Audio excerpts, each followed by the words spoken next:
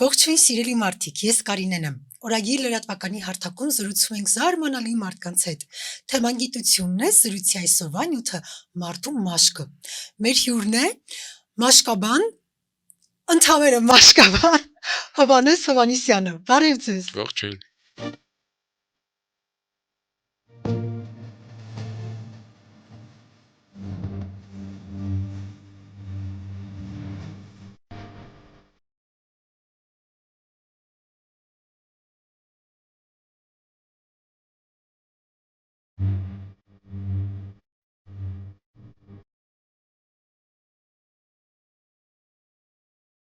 Իհարկե ձեզ շատ տարբեր տեղերից են մարդիկ ճանաչում մասնագիտական առումով, բայց դուք խնդրեցիք, որ ձեզ ներկայացնեմ որպես մաշկաբան, իսկ մեր այսօրվա զրույցի թեման շատ հետաքրքիր եւ կարծում եմ շատերի համար զարմանալի է լինելու, որովհետեւ ինչ է մաշկը եւ ինչից է կազմված, այս մասին է որ պետք է խոսենք այսօր։ Երևի իմ հարցազրույցների ամենաբարդ թեման հենց սա է, որովհետև իրականում մաշկի մասին պարզ խոսելը դժվար կլինի, բայց կփորձեմ նենց ներկայացնել, որ հասկանալի լինի եւ ամենակարևորը հետաքրքիր։ Այդ դեպքում սկսենք նրանից, թե ինչ է մաշկը։ Նախ եւ առաջ օրգան է։ Օրգան, որ տարանջատում է մեր օրգանիզմը արտաքին միջավայրից։ Սա շատ կարևոր, ամենակարևոր մաշկի ֆունկցիան հենց այս տարանջատման ֆունկցիան է, որովհետև մի պահ փորձեք պատկերացնել, եթե մաշկ չլիներ, ինչքան անհետաքրքիր կլիներ, վախենալու կլիներ եւ շատ ֆիլմերում հենց այդ մաշկի բացակայությունը որպես վախի նշան փորձում են ներկայացնել։ Մաշկը ամենամեծ օրգաններից մեկն է, ամենամեծ օրգան է, մաշկը բարդ կառուցվածքով օրգան է, չնայած առաջի հայացքից ոչ մի ինչ-որ տենց առանձնահատկություններ կարծես թե չկա, կառուցվածքային զուտ ինչ-որ մի շերտ, որը փակում է մկանային շերտը արտաքինից, մաշկը բացի զուտ մաշկից ինչ որ մենք պատկերացնում ենք իր մեջ ներառում է նաև եղունգներ եւ մազեր, սրանք նույնպես մաշկի մի ինչ-որ մաս են եւ հենց մաշկաբաններն են զբաղվում եղունգների եւ մազերի հիվանդություններով եւ պետք է նաև նշել, որ մաշկը դա շատ մեծ տեղ է, որտեղ կուտակված են ռեցեպտորներ, զգայարաններ, արտաքին միջավայրը ճանաչելու զգայարաններ, ցավի, ջերմության, հպման, ճնշման զգայարաններ եւ սրա միջոցով ենք մենք նաեւ ճանաչում արտաքին միջավայրը։ Իհարկե մաշկի որոշ հատվածներում դրանք ավելի շատ են, որոշներում ավելի քիչ, օրինակ մատերի ծայրերին մենք շոշափելիքի զգայարաններ ունենք, բայց այլ հատվածներում միգուցե նրանք ավելի քիչ լինեն։ Եվ իհարկե մաշկը օրգան է, որտեղ տեղակայված են ճարպագեղձերը, քրտնագեղձերը, որոնք նույնպես շատ կարևոր ֆունկցիա են կատարում, թե առանձին մաշկի համար, թե առհասարակ, օրինակ քրտնագեղձերը այլ կենդանիների մոտ ավելի շատ տենց ազդանշանային համակարգ են իրենց տարածքը առանձնացնելու, դիմացինին հայտնելու, թե ով է գալիս, ինչ է իրենից ներկայացնում։ Ես ենթադրում եմ, որ մարդկանց մոտ էլ նմանատիպ ինչ-որ ֆունկցիա ունի քրտնագեղձերը, մենակ տենց վատի մասին չէ, նաև շատ դրական բաների, բայց սենց մաշկը այսպես մի հատ բարդ, մեծ, շատ տարատեսակ, մարմնի տարբեր հատվածներում մաշկը այնքան է իրարից տարբերվում, որ կարող ենք անգամ, տենց, եթե չգիտես, կարող է անգամ խառնեսել, որովհետև, չգիտեմ, ափերի ներբանների մաշկը բացարձակ ուրիշ կառուցվածք ունի, իսկ օրինակ դեմքի, շրթունքների, կոպերի մաշկը ամենանուրբ տեղի մաշկը լրիվ ուրիշ կառուցվածք ունի։ Այսինքն հաստությունը մարմնի տարբեր մասերում մաշկի տարբեր է։ Ոչ միայն հաստությունը, այլ նաև պարունակությունը, ասենց ասած, այսինքն մենք մարմնի հատվածներ ունենք, որտեղ քրտնագեղձեր չկան։ Մենք հատվածներ ունենք ափերում քրտնագեղձեր ունենք, ստեղ մի քիչ ճարպագեղձերի կառուցվածքը մի քիչ ուշ է, ճարպագեղձեր չունենք, իսկ օրինակ կոպերի վրա լրիվ ուրիշ տիպի կառուցվածք են մազերի, ճարպագեղձերի դասավորությունը մեկը մյուսի նկատմամբ։ Մեր մաշկը ունի մի շերտ, որը կոչվում է փայլուն թաղանթ, որը իհարկե որոշ գիտնականներ գտնում են, որ դա ամենուրեք կա, պարզապես այնքան նուրբ է, որ մենք չենք կարողանում գտնել, բայց ձեռքերի վրա, ներբանների վրա շատ ավելի հաստ արտահայտված եւ շատ པարզ երևում է հյուսվածաբանական քննության ժամանակ, իսկ օրինակ ամենանուրբ մաշկը երևի թե դա սեռական օրգանների մաշկն է եւ կոպերի մաշկն է, այդ հատվածում պրակտիկորեն չկա եւ անհնար է հայտնաբերել մեր ունեցած հնարավորություններով, ասենք ասենք, չասենք չկա։ Դրա համար պայմանավորված նրանով թե ինչ ֆունկցիա կատարում, ինչ ծանրաբեռնվածություն է կրում, մենք շատ տարբեր մաշկ ենք ունենալու։ Գեր մարդու ներբանների մաշկը լրիվ ուրիշ է, նիհար մարդու ներբանների մաշկը ուրիշ է։ Հանքում աշխատող անձնավորության ձեռքերի մաշկը ուրիշ կլինի, իսկ օրինակ, չգիտեմ, հացթուխի ձեռքերի մաշկը լրիվ ուրիշ պետք է լինի։ Հա, հետաքրքիր է։ Ասացիք, որ ամենամեծ օրգաններից մեկն է, կարծես թե 4 կիլոգրամ եք շռում, հա։ Ճիշտ գիտեմ արդյոք։ Ես միշտ զարմացել եմ, թե ոնց են այդ հաշվարկներն արել։ Չգիտեմ։ Կենթանու մարդու վրայից դժվար թե կարողանան մաշկ անել, մաշկի ինչ որ հատվածով չափելն էլ դժվար կլինի, որովհետև իրոք շատ տարբեր է, հաստությունը փոփոխվում է, անգամ միևնույն մարդու մոտ նույն անատոմիական հատվածում, չգիտեմ, նախաբասկի վրա դու կարող ես երկու տեղից մաշկ վերցնես հետազոտման համար եւ լրիվ ուրիշ հաստություն, խորություն ունենաս։ Դրա համար օրվա տարբեր ժամերին մեր մաշկը տարբեր զանգված պետք է ունենա, որովհետեւ օրվա ընթացքում մենք ջուր ենք կորցնում, օրվա ընթացքում տարբեր նյութեր կուտակվում են մեր մաշկի վրա, հետեւաբար զանգվածը փոխվելու է։ Բայց 4 կիլոն կարծես թե տենց երբ թե 70 կիլոյանոց մարդու մոտ նորմալ թիվ կլինի։ Իսկ մարդու մաշկը եթե ձգենք, հարթեցնենք, ինչ չափ կստանանք։ Մոտապես 2 քառակուսի կարողանում մինչև հասնել։ Ասեմ որ մաշկը շատ էլաստիկ է։ Եթե ձգենք կարող ենք ավելի էլ ձգենք։ Ռեզինիկես։ Այո, հատկապես տարեց մարդկանց մոտ մի քիչ այդ ձգող էլեմենտները նվազում են, շատ ավելի լավ կձգվի։ Տենց էլի դաժան ես ձեր հարցերից ինչ որ սարսափ ֆիլմեր եմ պատկերացնում, որովհետև մարդու մաշկը որ ձգենք կար չէ, տենց մեկը որ ինչ որ բաներ էր սարքում, հա, ֆիլմ կար, որ մարդու մաշկից ինչ որ բարձեր էր սարքում, թե ինչեր էր սարքում, տենց, բայց պետք չի դա, քանի որ աստիճ երեխաներ են մեզ դիտում։ Հա, չէ, ես էլ այդպես ամուր նյարդեր չունեմ անկեղծ ասած։ Ասացիք, որ մաշկի տարբեր հատվածներ տարբեր զգայաններով են հարուստ։ Օրինակ, ես հիմա նկատեցի, որ ափի մեջ ավելի զգայուն են, քան ձեռքի վերևի հատվածներում։ Այսինքն դա ինչով է պայմանավորված նյարդային անոթներ են անցնում։ Չէ, զուտ էվոլյուցիոն մեր գործունեությունը բերեց նրան, որ մարմնի որոշ հատվածներ ավելի զգայուն են այս կամ այն երևույթների նկատմամբ, տարբեր հատվածներ տարբեր ձև են։ Քանի որ մենք սովորաբար շրջակա միջավայրը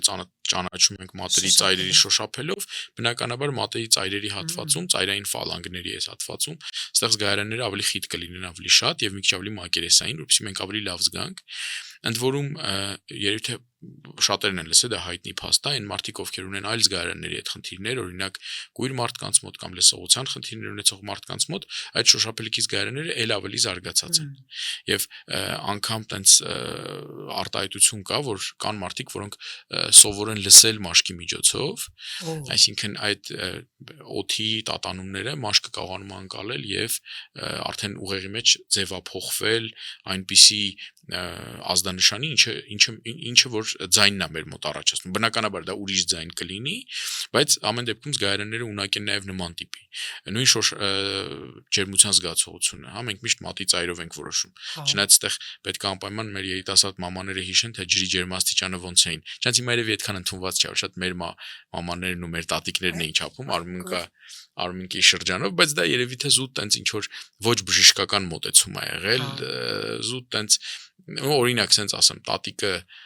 թորնիկին երբ որ լողացնում է մի 50 տարեկան կլինի, 60 տարեկան կլինի, մատի ծայրերը ավելի կոպտացած են, բնականաբար sense ավելի վատ կզգա։ Իսկ այս հատվածը ավելի նուրբ կլինի, դրա համար sense ավելի երևի լավ են զգացել ջերմաստիճանը, բայց կարող է եւ զուտ ավանդույթ է տենց ինչ որ ոչ մի բժշկական նշանակություն դա չունի, էլի։ Կարծես թե հիմա ավելի շատ ջերմաչափով են ջրի ջերմաստիճանը ստուգում։ Հա, հիմա այդ ստուգումները տեխնոլոգիաների օգնության են հասել։ Զարգացել է ամեն։ Մաշկ կազմված է 3 շերտից։ Ինչպես է դա բաժանվում։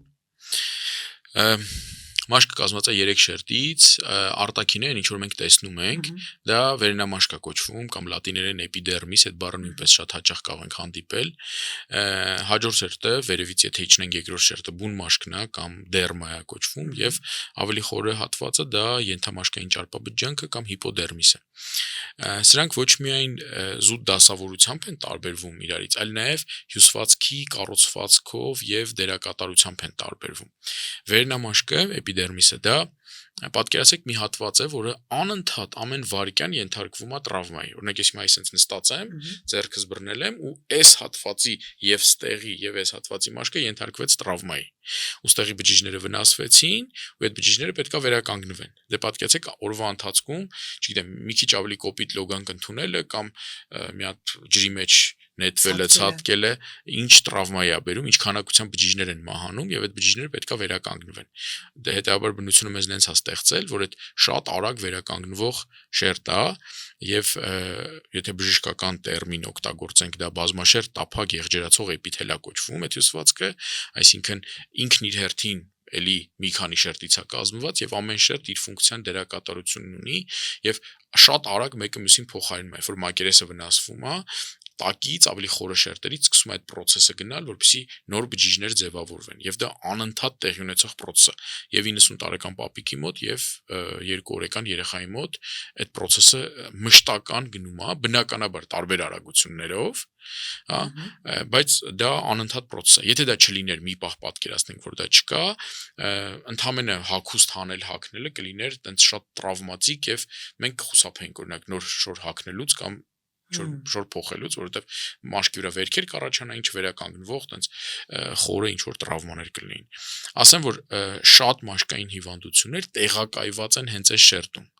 Այսինքն ոչ թե ամբողջ շերտն է ախտահարված, այլ հենց այն շերտը, որ ամենամակերեսայինն է, այն ինչ որ մենք տեսնում ենք։ Եվ շատ միջոցներ, որոնք մենք կսում ենք մեր մաշկի վրա, ազդում են հենց այս շերտի վրա։ Օրինակ, ինձ թվում է բոլորի տանն էլ հիմա շատ մոդայիկ ընդունված խոնավացնող քսուկներ կան, որոնք շատ լայն օգտագործվում են։ Ես ասեմ, որ հիմա նաև տղամարդկանց մոտ բոլորն են օգտագործում,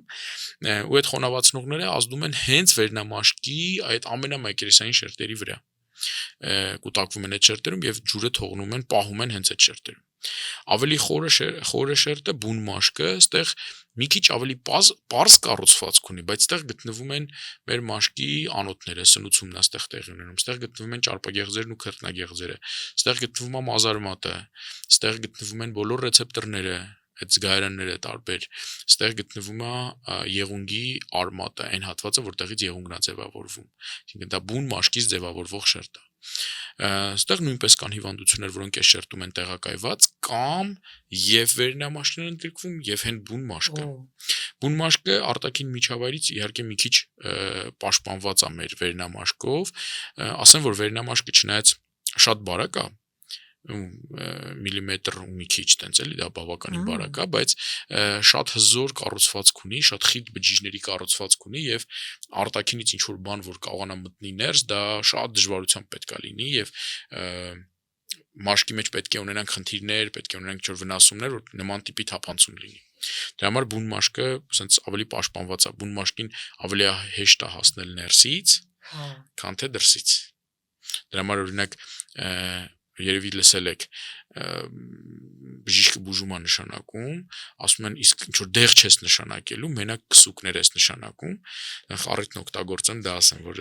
քսուկներն էլ են դեղեր, քսուկները կարող են դեղեր լինել եւ ընտրությունը որոշում ենք նրանով, թե որտեղ է խնդիրը։ Եթե դա մակերեսային է, ավելի հեշտ է դրսից հասնել ներս եւ քսուկները ավելի լավ կաշխատեն, բայց եթե ավելի խորը process է, ավելի լավ կլինի մենք խմենք այդ դեղը, որպեսզի այն մի կողմից կանք հասնենք մաշկին, որտեվ արտաքինից կարող է մեզ ավելի դժվար լինի այդ բուն մաշկին հասնելը։ Հա, հասկացա։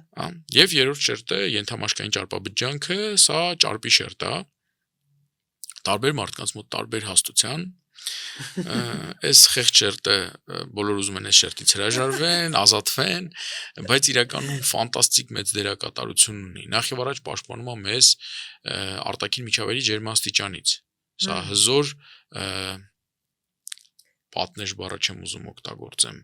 ոնց կլինի ճիշտ։ Մեկուսիչ ինչ որ շերտ է եւ թույլ չի տալիս, որպեսզի արտաքին միջավայրի ջերմաստիճանը թափանցի ներս եւ ներսի ջերմաստիճանը դուրս գա։ Այսինքն եթե մենք օրինակ դուրսը, չգիտեմ, +20 աստիճան է, իսկ մեր մարմնի ջերմաստիճանը 36.6 է, մենք հանգիստ կարող ենք +20-ի տակ դուրսը կանգնենք եւ չզգանք այդ տարբերությունը, իսկ տարբերությունը 16 աստիճան, դա բավական մեծ թիվ է։ Ինչի, որովհետեւ ենթամաշկային ճարպաբջջանքը մեզ շատ լավ կարողանում է պաշտպանել այդ ջերմաստիճանի փոփոխություններից եւ արտաքին ու ներքին միջավայրի տարանջատումանի։ Բացի դրանից այս շերտը շերտա, որտեղ մեծ քանակությամբ բժիշկները կասեն սխալ ես ասում, բայց որ ավելի լավ պատկերացնենք, ոնց որ հորմոն արտադրող շերտ լինի, այսինքն արտադրում են նյութեր, որոնք մասնակցում են ոչ միայն մաշկի, այլ նաև առհասարակ մեր օրգանիզմի կարգավորման, տարբեր process-ների կարգավորմանը։ Դրա համար այս շերտը չափազանց կարևոր է։ Այլ չեմ ասում, որ այս ճարպից արտադրվում ձևավորվում են սեռական հորմոնները։ Հետաբար այս շերտի հետ պետք չի շատ կռիվ անել, պետք է ինքը լինի, իհարկե լավ կլինի, որ հավասար չափով բաշխված լինի, որ մի հատվածում շատ չլինի, մեկ այլ հատվածում քիչ եւ դա մեզ էսթետիկ անհարմարություն պատճառի, բայց այս շերտը պետքա լինի, իր դեմ պայքարել այդքան էլ խորհուրդ չեմ տա։ Այսինքն դա գիրության հետևանքով է շատանում, թե եթե ուզում ենք պայքարել դրա դեմ։ Գիտեք ոնց մի հատ տենց անեկդոտ կա, եթե կարելի է պատմեմ, հա, մի կին հայլու առաջ կանգնած նայում ասում է, ես ոնց եմ սիրում ես իմ հրաշք կոնքերը, ես նեղ տալյաս, Իրանը եւ այլն, հենց հիանում է եւ ասում է, եւ ոնց եմ ատում են ճարպի շերտը, որ այս ամեն ինչը թաքցնում է։ Հիմա ճարպը ոնց որ թաքցնում է մեր մարմնի բնական կառուցվածքը, կազմվածքը, հարթեցնում է այն հատվածները, որոնք պետք է ավելի արտահայտիչ լինեն։ Դա համար մենք պայքարում ենք այդ ճարպի դեմ։ Իհարկե կա ճարպ, որը օրինակ ասում են կանացի տիպի ճարպակալում, հա, ազդրերի շրջանում, հետույքի շրջանում, տղամարդու տիպի ճարպակալում, որովայնի շրջանում։ Սրանք հորմոններով ձևավորվող ճարպակալման, ուրեմն ճարպի կուտակման առանձնահատկություններն են, այսպես ասած։ Բայց ենթամաշկային ճարպաբջջան կա ամենուր, անգամ դեմքի վրա կա։ Ասեմ ձեզ, հիմա դրա դեմ եմ պայքարում տարբեր տեսակի անհասկանալի ներարկումներով։ Ճարպ չունենա։ Հա, ավելի ընդգծված լինի, օրինակ, այտերը, այտոսկրերը ավելի ցցված լինեն, սենց։ Այդպես նման կլինենք կմախքի։ Ահա, նոր երևի ստանդարտներով գեղեցկության դա շատ մոդայի կա։ Չարենցնա չէ գրե թոքախտավոր սիրուիս մի կնոջ է նկարագրե թոքախտ ունեցող մարդու դեմքով, իսկ թոքախտավոր դեմքը որն է, դա հյուծված, սենց նիհարած,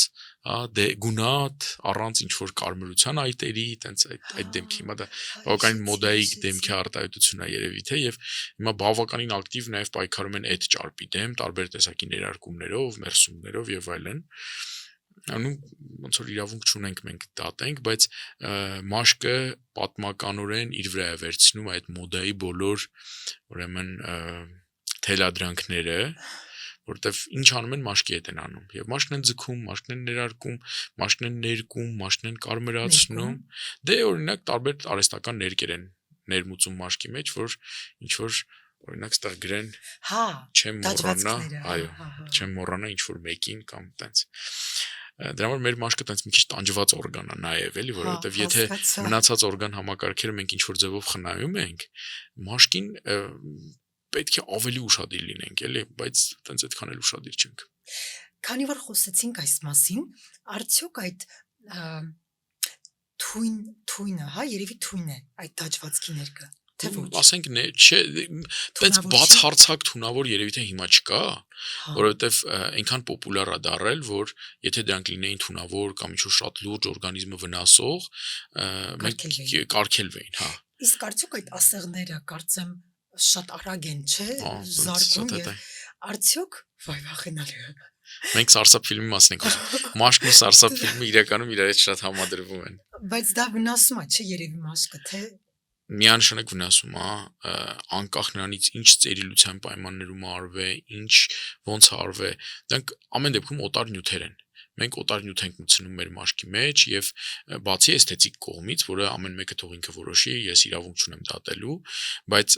ես հասկանում եմ, որ դա մաշկի վնասում է եւ ցանկացած վնասում իր հետևանքները պետք է ունենա։ Եթե այս պահին չկա, մի օր դա լինելու է։ Մի օր մենք ինչ որ մի բանի հետ շփվելու ենք, որը պայմանավորված է այս վնասմամբ։ Դրա համար մաշկի նկատմամբ պետք է մի քիչ ուշադիր լինել։ Բայց այդ դաջվածքները նաեւ հետո հեռացնում են էլի տանջելով մեր մաշկը, այրելով այն հատվածը, որտեղ դաջվածք է արվել ու ստիպելով, որպեսզի ավելի խորը շերտերից նոր մաշկ ձևավորվի, գա վերև, արդյունքում այդ ներկա նյութը դուրս գա։ Ես գիտեմ, որ մարդը կյանքի ընթացքում անընդհատ մաշկը փոխելով, կարծես թե բավականին ցանկակշիռ քաշով մաշկ է փոխում, որքան մոտավորապես Ոյ, չեմ կարող ասել հստակ ցուցանիշ, որովհետև բավական մեծ ծավալ պետք է լինի, մեծ քանակ պետք է լինի, որովհետև Անընդհատ աճում է անընդհատ Եվ անընդհատ կորցնում ենք մի հատ շատ լավ սարք կա, կոչվում է Woody lamp, մենք դա մեր առօրյա պրակտիկայում օգտագործում ենք մաշկի որոշ առանձնահատկություններ դիտարկելու համար։ Woody lamp-ը ոնց ենք օգտագործում։ Պատկերացեք այս սենյակում բոլոր լույսերը անջատենք լրիվ մթության մեջ, միացնում ենք այդ Woody lamp-ը եւ մաշկն ենք զննում։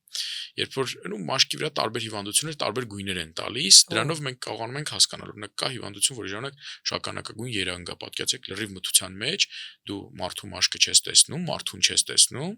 մենակ տեսնում ես շագանակագույն sense գունային փոփոխություններ կամ սպիտակավուն, կապտասպիտակավուն sense ինչ որ երանգներ, մի ասկով դրանով փորձում ես հասկանալ ինչի հետ գործ ունես։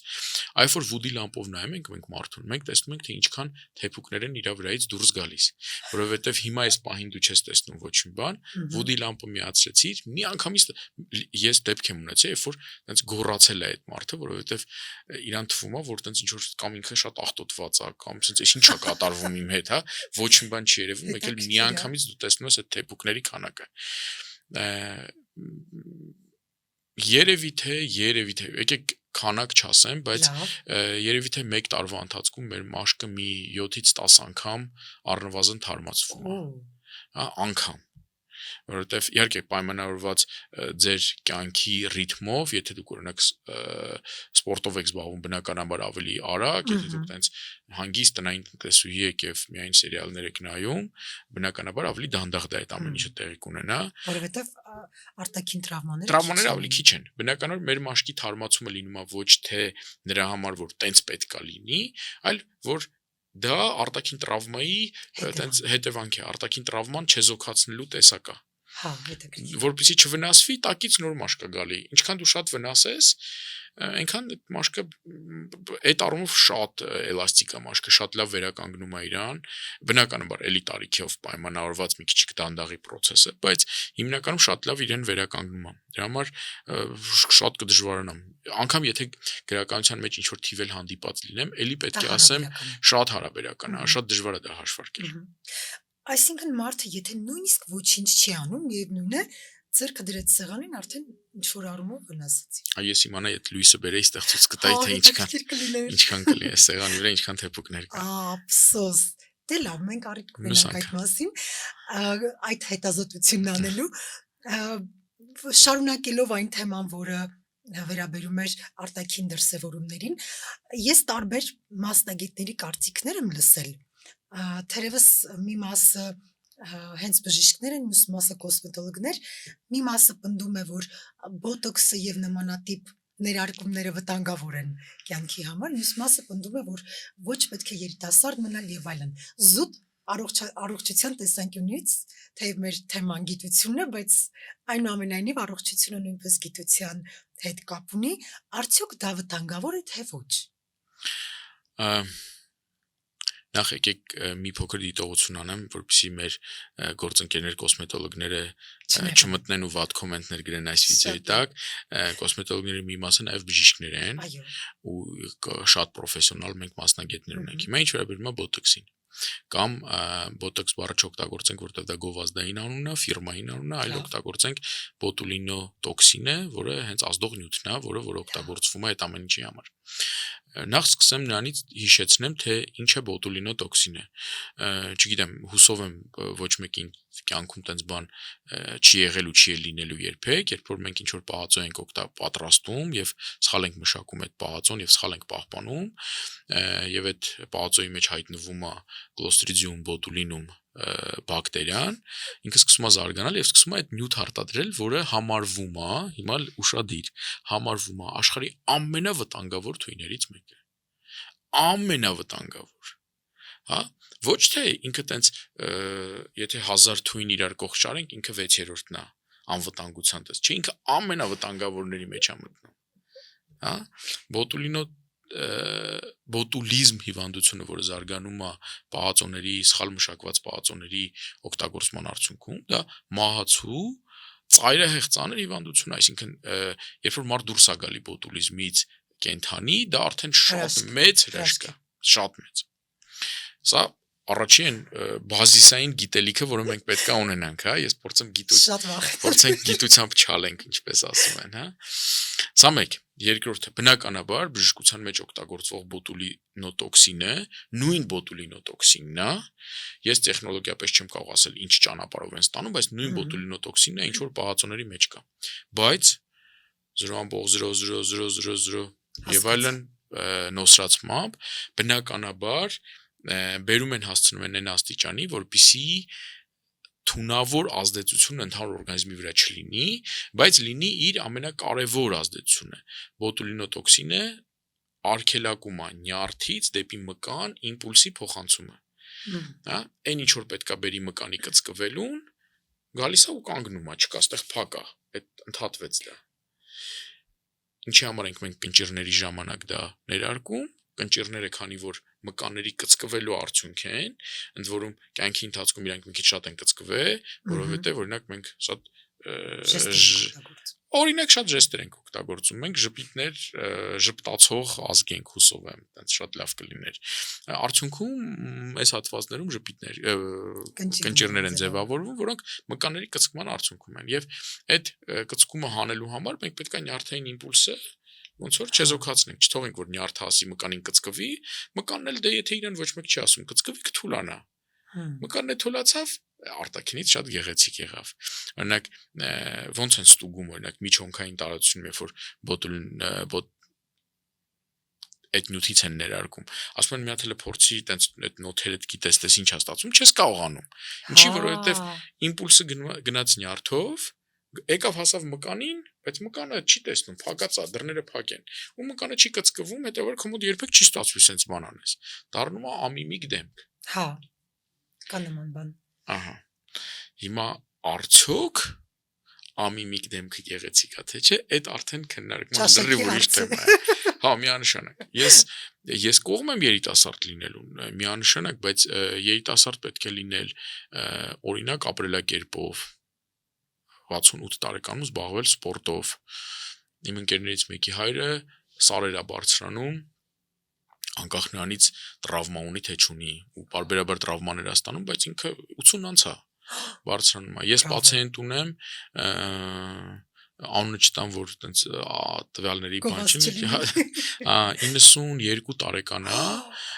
Եվ բարձրանում է սարեր։ Սարերը իր համար սովորական բան է։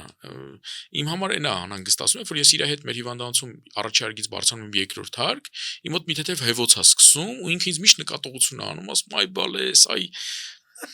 էլի բաներ է ասում, բնական է ինքը կարա, որովհետև իմ ավակ ընկերն է, մենք շատ ջերմ հարաբերություններ ունենք, բայց ես նախանձում եմ բարի նախանձով իր առողջությանը։ Այ դա երիտասարդությունն է։ Այ դա երիտասարդությունն է։ Երիտասարդությունը միգուցե առաջադեմ մտածել է, երիտասարդությունը սովորել է, նորություն ընդունել է։ Միայն դեմքի կնճիռների բացակայությունը, կներեք, դա երիտասարդություն չի։ Համամիտ։ Դրա համար թող ինձ ներեն բոլոր իմ ընկերները, ովքեր բոտոքս են անում, բայց ես չեմ սիրում։ Ես որպես մասնագետ չեմ սիրում։ Ասեմ ինչի չեմ սիրում։ Բացատրություն ունեմ, հենց սենց չի։ Կա տենց հասկացություն, կոչվում է յատրոգեն բոտուլիզմ։ Բառերը բացատրեմ։ Բոտուլիզմը արդեն իմացանք այդ պահոցիներ։ Յատրոգենյան ինչա նշանակում, բժիշկի կողմից առաջացրած բոտուլիզմ։ Երբ որ ներարկման ժամանակ սխալ դոզավորում է արվում, դու գնում ես ձեռք ես բերում այդ սրվակը, որի վրա գրած է 0.0005% ենթադրենք, հա, թվեր հիմա չեմ հիշում։ Վստահ ես, որ այնտեղ է տենց է։ Եթե այնտեղ մի հատ 0-ի տարբերություն լինի, դու կարող սպանես այդ մարդուն, ու մենք ունեցել ենք Հայաստանում տենց դեպք։ Հա, դա նույնիսկ որ գաղտնիք են բացում, դա բաց ինֆորմացիա է։ Դե երբ որ գնում եք այդ պրոցեդուրան անցնելու, գոնե թե գնացեք նորմալ կենտրոններ։ Լավ Պահանջեք, այո, լավ մասնագետների մոտ։ Պահանջեք, որպեսզի ձեզ ցույց տան սերտիֆիկատները դեղի համապատասխանության, որ այդ դեղը ոչ թե բնակավայր չասեմ, էլի, ոչ թե ինչ-որ X տեղում է լցված, շշալցված եւ չգիտես մեջը ինչ է, այ դա ինչ-որ պրեպարատ է, որը համապատասխան սերտիֆիկատներ ունի, համապատասխան եւ այլն։ Գնացեք մասնագետի մոտ, ով որ այդ ամեն ինչը կարողանում է գիտի եւ փորձ ունի, ոչ թե X գումարային բնականաբար այդ մասնագետների մոտ մի քիչ ավելի թանկ կլինի որակյալ պրոդուկտներով այդ պրոցեդուրան անելը բնականաբար մի քիչ թանկ կլինի գնում են էժանության հետևից գնում են ինչ որ չգիտեմ մաշտոցի 5 6-րդ հարկ 4-րդ դուրը ծեցում են ու այնտեղ ներարկումներ են անում հետո շտապությունը գալիս տանում Սա պայմանական հաստ է պայմանական հա մաշտոցի այդ հասցեում 6 հարգանի շենք չկա բոլորը 5 են դրա համար ասեցի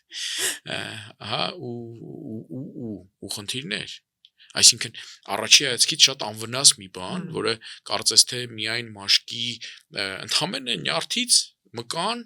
ինֆորմացիայի փոխանցման են էլ մաշկի մկանները որոնք այդքան էլ դե ես ինչ որ կարևոր չեն հաստատ դուք դրանից չեք անշարժանալու հա հանգիստ քայլելու եք ձեր համար բայց մի փոքր դոզայի խնդիր մի փոքր ներարկման խորության խնդիր մի փոքր ոչ թե մկանի մեջ ներարկվեց այլ օրինակ անոթի մեջ լցվեց ու 1 մլ-ի փոխարեն ենթադրենք 2 մլ դա արդեն կարող է կատաստրոֆիկ լինի իսկ process-ը այնքան արագ է զարգանում որ անգամ հիվանդանոցում այդ մարդուն փրկելը դժվար է ել չեմ ասում որ դա ամենը տանն է արվում հա ինչ որ նկուղում որտեղ սիրուն պաստառներ են կպցված ու ինչ որ չգիտեմ բեր ընկերուդ հետը քոնը անվճար կլինի sense ինչ որ լոզունգներով արվում են որը շատ լուրջ խնդիր է այդ դրա համար եմ վախենում ես բոտոքսից այդ դրա համար չեմ սիրում թե չէ բնականաբար առաջ կնճիռների հարթ դեմքը միանշանակ գեղեցիկ է իսկ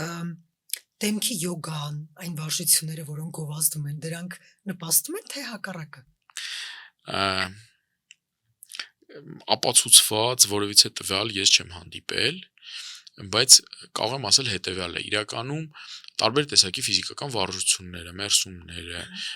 յոգան ինչ ուզում ա լինի դրանք մենք չգիտես ինչի իրանց ավելի շատ մաշկի վրա ազդեցությունն ենք ուզում տեսնենք բայց եկեք դեմքի մերսման պրոցեդուրան պատկերացնենք, հա, հաճելի երաժշտություն, եկել ես նստել ես, ամբողջ աշխատանքային օրվա ծանրաբեռնվածությունը թողել ես դռնից այն կողմ ու գոնե կես ժամ ինչ որ մեկը տրորում է։ Կապ չունի այդ տրորելուց լավ բան եղավ թե չէ, բայց դու կես ժամ հանգստացա, լավ ես լինում քեզ, հա։ Եթե տենց է, այդ նույնը կարելի է, չգիտեմ,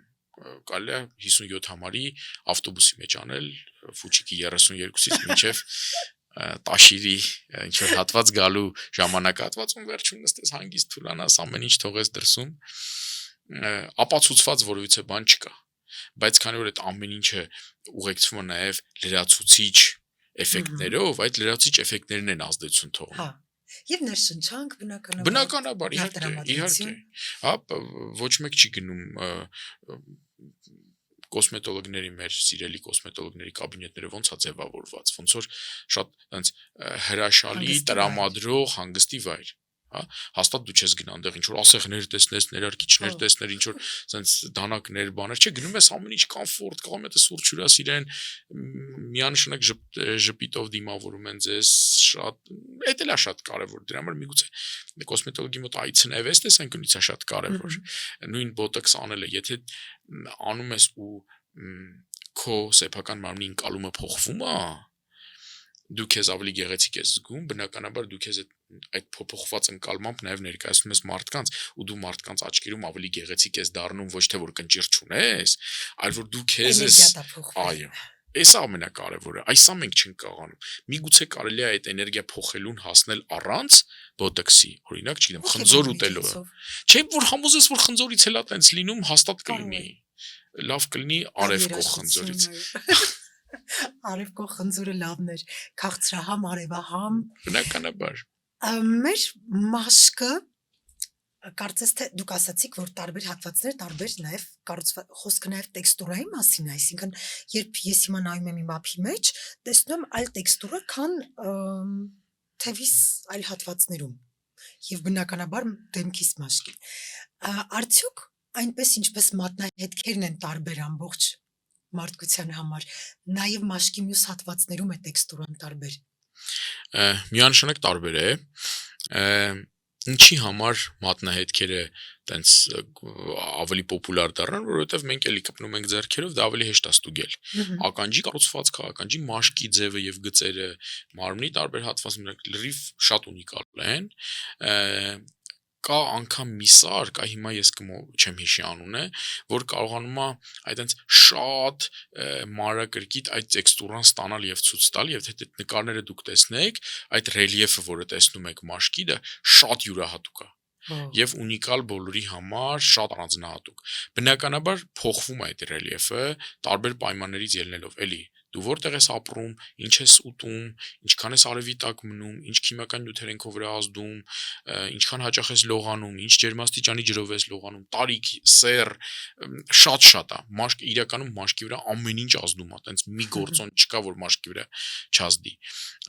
Դրա համար, այո, շատ տարբեր է մազարմատների դասավորությունը, ուղղությունը մազի։ Նրանք բոլորը տարբեր են մարմնի տարբեր հատվածներում։ Հետաքրքիր է։ Ինչով է պայմանավորված մեր մատնահետքերի տարբեր լինելը։ Մատնահետքը ոնց է ձևավորվում։ Ձևավորվում է վերնամաշկի, այն ամենամակերեսային շերտը, որ ասացինք։ Իր ամենամակերեսային շերտի, որը կոչվում է եղջերացող թաղանթ, այդ եղջերացող թաղանթի անհավասարաչափ զարգացումից։ Այսինքն քարտեզը ոնց է, այդտեղ հարթավայր է, այդտեղ սարեր են, նույն ձև էլ մաշկի մոտ։ Այս հատվածում հարթ է, այս հատվածում բարձացավ, հետո էլի իջավ, հետո էլի բարձավ, դրա հաշվին ակոսներն են ձևավորվում։ Սա գենետիկորեն պայմանավորված երևույթ է, միանշանակ։ Պատասխանեցի ձեր հարցին։ Գեներն են։ Այն մեր գենային բանի մեջ, գենի մեջ հստակ նշված է, որ իմ մոտ, չգիտեմ, աջ ցուցամատի ինչ հատվածում, ինչ որ մի հատ իրան կարելի է կոդել տալ, հա, տեղանքով, ոնց որ չեմ հասցե տալ ինչ որ, այդ հասցեում պետքա բարձրադիր ինչ որ հատված լինի, իսկ այն մի հատվածում ավելի փոքր։ Սա գենետիկորեն պայմանավորված, հենց դրա համար էլ մարդկանց մոտ ունիկալ է, որտեվ ուրիշ ձև չէր կարա լիներ, որ ունիկալ լիներ։ Հա։ Ես օրինակ չգիտեմ։ Այսինքն բոլորս տարբեր ենք։ Միանշանակ։ Ես չգիտեմ օրինակ պապայի ու տղայի մոտ հայր եւ որդի մատնահետքեր ինչքան նման կլինեն իրար, կարելի է այսօր գնալ կարդալ, դուք շատ լավ նյութ տվեցիք ինձ այսօրվա։ Ես երեխաների օրինակով։ Հայ իհարկե շատ հետաքրքիր կլինի։ Շնորհակալ եմ, հետաքրքիր պատասխաններ։ Եղունգներին անդրադառնանք, քանի որ արդեն մատների մասն ենք խոսում, դուք ասացիք, որ բարակ շերտով, եթե ես հասկանում եմ, թե մազերն ինչու են մարդու մաշկը ծածկում, կամ ծածկել են ժամանակի ընթացքում ենք մարմնի զանգվածի մեծ մասում մազային խիտ ծածկույթ կորցրել ենք, ապա եղունգների առկայությունը ես չեմ հասկանում։ Ինչու է մեզ պետք եղունգը։ Շատ լավ հարց տվեցիք։ Բայց եկեք մազերից սկսեմ, էլի։ Եկեք։ Հիմա տեսեք, շատ հետաքրքիր մի հետազոտություն կար, համեմատել են, բնական է, էլի շատ դժվար եմ պատկերացնում խորը վերլուծությունը ոնց է արվել, բայց համեմատել են 1900-ականներին ապրող մարդկանց մազերի քանակը գլխի, միայն գլխի, որտեվ 1900-ին արդեն մարմնի մազածածկույթը ահագին հետ էր նահանջել, եւ 2000 թվականին։ Ներողություն, այսինքն 100 տարի առաջ ավելի մազոտ էին մարդիկ։ Միանշանակ։ Ես կարծում եմ, թե բրոնզի դարից հետո Չէ, էվոլյուցիայի ընթացքում մարդիկ մազերից մազը կորցնում են։ Մազը կորցնում են։ Հիմա օրինակ մենք կարող ենք տեսնել, եթե օրինակ գլխի ճաղատությունը համարենք հիվանդություն, անդրոգենային մազաթափություն, ապա մարմնի վրա մազերի առկայությունը տղամարդու կամ կնոջ մոտ տեղ հիվանդություն կա հիվանդության տեսակ, բայց շատ ավելի հաճախ մենք նորմայի հետ ենք շփվում։ Այսինքն մի պահ գալու է, որ մարմնի վրա մազերի բացակայությունը չի լինելու հիվանդություն, դա լինելու է էվոլյուցիոն զարգացման նորմա։ Հասկացա։ Դա երբ կլինի, չգիտեմ, բայց եթե այս տեմպերով շարունակվի, ինձ թվում է 50 տարի է պետք ու վերջ։ Այդ թվում նաև գլխի մազերի։ Դրա համար գնալով գլխի մազերը իրենց ֆունկցիան կորցրել են։ Եթե միակ ֆունկցիան, որը էլի հիմա շատ հարցական է, դա սեռային պատկանելության որոշումն է, բայց հիմա էլ ով ինչ կարճության մազ ուզում է պահի եւ սեռային տարբերությունն էլ արդեն ստեղ չես հասկանում։ Այսինքն գործնականում մազը բացի ծախսի տեղից շամպուններ, մուսեր եւ այլն, ներք եւ այլն, ուրիշ ոչ մի բան չի տալի մարդուն։ Չիրոք ոչ մի բան չի անում, ցրտից չի պաշտպանում, ոչ մի բան չի անում, ինչ։ Գլխարկ ենք դնում, մեկը ամբրանը արևից պաշտպանում, բայց գլխարկը ոչ մի ֆունկցիա չունի։ Հիմա եղունգները մեզ պետք է եղել, որպեսզի մեր սննդամթերքը կարողանանք ճանկերի ձևով այնց տարանջատենք, բայց էլի քիչ գնաց հորինեցին պատարակաղը, դանակը եւ մնացած ամեն ինչը, արդյունքում եղունգների ֆունկցիան դուրս եկավ։ Ու հիմա ես էլ մի հետաքրքիր բան ասեմ, դա արդեն իմ սեփական դիտողությունն է։ ընդամենը 20 տարվա, բայց էլի ընդամենը չի բավականին մեծ է։ Ես հիշում եմ 2004 թվականին ես կլինիկական օրդինատոր էի, կյանքում առաջի անգամ տեսա երիտասարդ, ով ծնվել էր առանց եղունգների։ Ընդհանրապես եղունգ չուներ։ Լրիվ առողջ մարդ, բայց եղունգ չունի։ Հետաքրքիր է։ Ու իրան բացարձակ ոչինչով սա չէր խանգարում։ Ես չեմ կարող ասել այլ առողջական խնդիրներ ինքը ուներ թե չէ, բայց իմ հիշելով չուներ, լրիվ առողջ էր։ Հիմա 25 տարի անց է, 24 տարի անց է, 22 տարի անց է։ Այտենց դեպքեր մենք տեսնում ենք արդեն տարեկան մի 6-7 անգամ։ Հա, էվոլյուցիան Գնում է նրան, որ եղունգն էլ պետք չի լինելու։ Հա։ Բացարձակ էլի ոչ մի ֆունկցիա չունի։ Ոչ մի բացի գումար ծախսելուց, հա, անգամ հա, որովհետև ինչ, հա, այսքան եղունգներ են կպցնում։ Անգամ հիմա այդ գելլակերն ու շիլակները իրանք ինչ են, եղունգը չկա, չէ, եղունգը կա, բայց ինքը պետք չի իր վրա ինչ որ բանա դրած։ Հենա առանց եղունգի դրեք էլ ինչ է եղել։ Բայց դրանք նույնպես չէ վտանգի։ Էդ էլ հա իմ սիրած թեմաներից մեկն է, բավականին լուրջ խնդիր է դա։ Եղունգները շատ զգայուն են դառել։ Եթե էլի ենթադրենք 50 տարի, 100 տարի առաջ, չգիտեմ, մեր պապիկների ու ավելի են կողմ կարող այդ, չգիտեմ, հանքում աշխատեր, քարեր կոտրեր, բայց իդեալական եղունգներ ունեն։ Հիմա մի քիչ սառը ջրով լվացվում են, օրինակ ես պացիենտ ունեմ հիմա զբաղվում եմ ու չեմ հասկանում ինչ անենք, մի փոքր սառը ջրով սկսում է լվացվել, եղունգները բոլորը սկսում են այնց անջատվել, գալիս է պոկվում անգնում է, տակից առողջ եղունգն է գալի։ Բայց մի փոքր ձեռքերը սառացրեց, մի չնչին, այդ ամառը ինչ սառացնել, հա, բայց մի փոքր բան մի անգամից այդ process-ը գնում է։ Դրա համար էլի էվոլյուցիոն տեսանկյունից եղունգը գնալու է նրան, որ չլինի, չգիտեմ, այդ ես կտեսնեմ թե չէ, բայց կարող մեր երիտասարդ ունկնդիրները կտեսնեն տենց բան։ Հետաքրքիր է։ Ու դրանից վախենալ պետք չի։ Իրականում մեր օրգանիզմը փոփոխվում է, տարիների ընթացքում փոխվում է։ Ադապտացվում է միջավայրին։ Միջավայրին եւ ֆունկցիային։ Հա։ Հա, այսինքն եթե կոմբայնը արդեն այդ ցորենը հավաքում է եւ չկա անհրաժեշտություն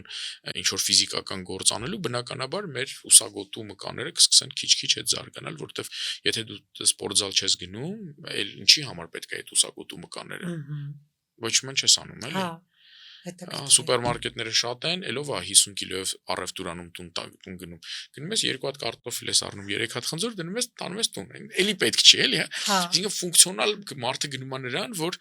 այդպես անեկդոտ կար ասում, թե այս տեմպերով զարգանա, մարդուն մի հատ աչք է պետք լինելու եւ այս մատը, որպեսի մկնիկի կնոպկային սեղմի։ Հա, դրա համար այդպես չգիտեմ կգնա դրան թե չէ, բայց գնում է դրան։ Մենք ավելի քիչ ենք շարժվում, մենք ավելի վատ որակյալ սնունդ ենք օգտագործում, մենք ավելի վատ կլիմայական, էկոլոգիական պայմաններում ենք ապրում ենք ինֆորմացիոն ստրեսի պայմաններում, հիմա օրինակ այս հաղորդումը ինֆորմացիոն ստրես է, որովհետև այնտեղ մեկը նստած լսում է, որ 50 տարի հետո մարդիկ առանց մազի են լինելու, չէ, բայց անկեղծ, դա իրական դժվար է ընկալել այդ ամեն ինչ ընդունել, շատ դժվար է։ Կանայք նույնպես կորցնելու են գլխի մազերը։ Ինձ թվում է, հա։ Էլի դիտարկում ասեմ, միգուցե կարա դա պայմանավորված լինի նրանով, որ մենք ունենք առանձին մասնագետ, ով զբաղվում է հենց մազերի խնդրով, հա, տրիխոլոգը կոչվում։ Ես նկատել եմ, որ տենց օրից օր այդ բժիշկին այցելող պացիենտների քանակը ավելանում է։ Հա։ Այսինքն մի կողմից եւ դա անհրաժեշտություն է, այսինքն 50 տարի առաջ, եթե մազերը թափվում էր, ենթադրենք 50 տարեկան կնոջ մոտ, ինքը կարող էր տենց ասել դե լավ հիմա տարի 20 բան անցներ առաջ։ Իսկ հիմա մենք դա մի քիչ ավելի ծանր ենք ընկալում եւ ամեն ինչ անում ենք, որպեսզի կարողանանք դա պահել մի կողմից, մյուս կողմից ավելի երիտասարդացել է, մենք արդեն 20 տարեկան աղջիկների մոտ ենք ունենում մազաթափություններ, եկեք մտեք դեղատուն, տեսեք թե քանի մազաթափության համար միջոց գոյություն ունի։ Հիմա երկրորդ հարցը, որ կեսը անորակ չեն աշխատում, ոչ ման չեն անում, բայց ամեն դեպքում եթե շուկան պահանջարկ կա, չէ, այսինքն մարդկանց մազերը թափվում է։ Դրա համար էլ մազաթափության միջոցները այդքան շատ են։ Հասկով, բայց ես որպես մարդ, ով երկար տարիներ մազ չունի, վստահեցնել ձեզ, որտեղ ոչ մի ահավոր բան չկա, մի քիչ արևի տակ է անձրևոտ եղանակին է անհարմար, մնացածը իրականում ոչ մի խնդիր։ Եվ շամպուն պետք չի։ Չէ, պետք չի։ Ինչով է պայմանավորված մարդու մաշկի գույնը։ Մենք նյութ ունենք, Տիկին Ռուզանա Մկրտչյանի հետ ենք խոսում, մարդաբան, ով ասում էր, որ ի սկզբանե մարդկանց մաշկը ավելի մուգ էր, հետո բացվեց։ Իսկ այսօր աշխարհի տարբեր տարածաշրջաններում ապրող տարբեր ռասայի պատկանող մարդիկ ունեն տարբեր մաշկի գույն, բայց նույն տարածաշրջանում ապրող մարդիկ նույնպես կարող են ունենալ մուգ բաց մաշկ եւ այլն, ինչով է դա պայմանավորված։ Շատ լավ։ Այս սիրում եմ սենց հարցեր։ Չէ, երբևիցե սենց հարցեր չեն տվել, որ ես սկզբից ասի ամենաբարդ հարցազրույցը սա է լինելու է, ես ճիշտ էի։ Կա տենց մի գիտնական, մաշկաբան, եթե չեմ սխալվում, հիմա արդեն չկա, Ֆիցպատրիկը ազգանուն է, ու Ֆիցպատրիկը մի օր որոշեց բոլոր մաշկի գույները տարանջատել ըստ տեսակների, ըստ տիպերի։ Եվ կա Ֆիցպատրիկի մաշկի գույներ, առաջի տիպը դա ամենաբաց մաշկի գույնն է եւ 7-րդ տիպը, եթե չեմ սխալվում, 7-ն է, դա ամենամուգ մաշկի գույնն է։ Մաշկի գույնը պայմանավորված է մեր մաշկի վերնամաշկի ամենախորը շերտում գտնվող մելանոցիտների գույն արտադրող բջիջների ակտիվությունից, քանակից չէ։ Մենք կարող ենք վերցնել սևամորթ եւ սպիտակամորթ մարդկանց եւ այդ մելանոցիտները լինեն լրիվ նույնը, 100 հատ ընդեղա, 100 հատ ստեղա, բայց արևի ճառագայթների նկատմամբ սևամորթի մոտ մելանինը արտադրվում է, ենթադրենք 1000 արագությամբ, սպիտակամորթի մոտ արտադրվում է 1 արագությամբ։ Արդյունքում սպիտակամորթը չի հասցնում այնքան արևի տակ մնալ, որ իր մաշկը դառնա մուգ, եւ սևամորթը իրան բավարար է շատ կարճ ժամանակ արևի տակ, որպեսզի մաշկը լինի այդ մուգ գույնի։ Իհարկե, եթե մենք վերցնենք սևամորթ ինչ-որ մեկին եւ տեղափոխենք, օրինակ, տայգայում Ռուսաստանի Դաշնություն ապրի, իր մաշկը երբեք սպիտակ չի դառնա, որովհետև ամեն դեպքում կա արևի մի ինչ-որ X ճառագայթում, որը կբերի այդ մելանինի սինթեզին։ Ես չգիտեմ, երբևիցե արվել են տենց փորձեր, բայց դրանք կլինեն անմարդկային փորձեր, որ վերցնեն սպիտակ մարդուն, պահեն բացարձակ արևից լույսից զուրկ հատվածում ու տեսնեն ինչա լինում եւ սպիտակամորթին պահեն շատ ուժեղ արևի տակ տեսնեն ինչա լինում ու երևի թե ինչ որ տարբեր կոնցլագերներում տենց բաներ միգուցե եւ արել են, բայց մենք չգիտենք։ Ենթադրում եմ, որ եթե արևը ամբողջությամբ հեռացնենք, սևամորթների մաշկը կբացվի, բայց երբեք սպիտակ չի դառնա եւ հակառակը։ Բայց այստեղ կա նաեւ այլ գույնի երանգներ, դեղնավուն, հա, օրինակ Չինաստանում ապրող մարդկանց մաշկը մի քիչ ավելի դեղնավուն երանգ ունի, Աֆրիկայում ապրող սևամորթներինը լրիվ ուրիշ սև է, անգամ ցեղեր կան, երևի թե նկատած կլինեք, մի պահ համացանցում շատ պոպուլյար էր մի աղջկա նկարեր, այ չեմ հիշում, շատ սև, այնպես բացարձակ սև, հա, այդ իրանց ցեղի մոտ, այդ ազգի մոտ մաշկը իրոք տենց այդ աստիճան մուգ է, այո, այդ աստիճան մուգ է, հա, ստեղ նաև կապ ունի մեր մելանինի ոչ միայն քանակը, այլ նաև որակը, որտեղ կա մելանին, որը ավելի մուգ գույնի է, կա մելանինի տեսակ, որը մի քիչ ավելի բաց գույնի է, եթե ստեղ ֆիզիկոս լիներ, ինքը կասեր իրականում գույնը այն է, ինչ որ այն լույսի այն քանակն է, որը մեր մաշկից անդրադառնում է։ Մելանինի այն մելանինը, որ ավելի շատ է լույս կլանում, ավելի մուգ գույնի կլինի եւ մենք սև կտեսնենք եւ հակառակը։ Դրա համար մարդու մաշկի գույնը պայմանավորված է ազգային ժառանգականությամբ, արևի քանակով, որովհետեւ այդ տեսեք ես խոսելու ընթացքում բաներ հիշեցի։ Միանշանակ չինացիներ կան, որոնք արդեն շատ երկար ժամանակ ապրում են Ամերիկայի Միացյալ Նահանգներում եւ նրանց մոտ ոչ միայն աչքի կտրվածքն է փոխվել, այլ նաև մաշկի գույնն է փոխվել, մազերի ձևն է փոխվել, նույն սևամորթները, ովքեր Աֆրիկայից տեղափոխվել էին 300 տարի առաջ Ամերիկա եւ արդեն ծերունդներ ունեն, իրանք լրիվ ուրիշ մաշկի գույն ունեն, կառուցվածք ունեն, այսինքն միայն ժառանգականությունը բավարար չի, պայմաններն են նույնպես շատ կարեւոր են, անգամ տեսեք շատ հետաքրքիր բան, տարբեր սննդամթերքներ, որ մենք օգտագործում ենք, արևի ճառագայթների նկատմամբ տարբեր զգայունություն են ապահովում։ Օրինակ, եթե դուք լիմոն ուտեք ու դուրս գաք արևի տակ, դուք ավելի շուտ կվառվեք, քան արևայրուք կստանաք, քան զագար կունենաք։ Հա? Կամ օրինակ ալկոհոլը, դա շատ հաճախ ծովափին, երբ որ ալկոհոլ են օգտագործում, դու սպասի, որ այրվածքներ է լինելու։ Կամ լիմոնը, որը կարող է շատ թարմացնող, տենց